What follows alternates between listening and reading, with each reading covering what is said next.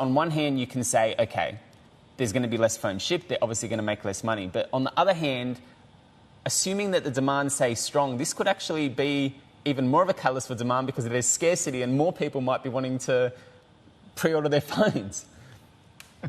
It's a great question, right? We're in the middle of holiday season, and this is the big season. And what we're seeing is still a lot of incentive. Carrier incentives here in North America are pretty big. And we're in the middle of that super upgrade cycle, right? And this is where actually, almost 2/3 of the iPhones are being converted to 5G, and it's going to be over the next 3 to 4 years. So there's massive demand. The problem is you can't deliver on supply. But in the meantime, the good news is Apple isn't completely dependent on hardware. They've got a wide services portfolio, and the services side you're going to see actually amp up over time as they add more services, as the services revenue exceeds 25% over the next 12 months. And that's why I'm bullish, and that's the bull case on Apple. Now, the challenge is if we keep having lockdowns in the Foxconn plant in Zhengzhou, we're in a little bit of trouble, right? Because you can't get devices out to people, but people still want high-end iPhones. They don't necessarily want the lower-end ones. They want the high-end ones.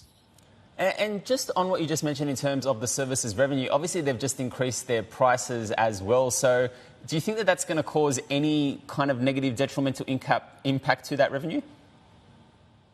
I don't think it's going to hit them as much. I think the price increases will also account for a bunch of the Forex. It'll also account for some of their issues that they're going to have, especially with, pushing out revenue recognition into the next quarter. I think those are really designed to manage that. I think that a very, very smart FX strategy overall. The thing that will impact them is if there was a replacement in the market that would take out the iPhone. And at this moment, we haven't seen that yet.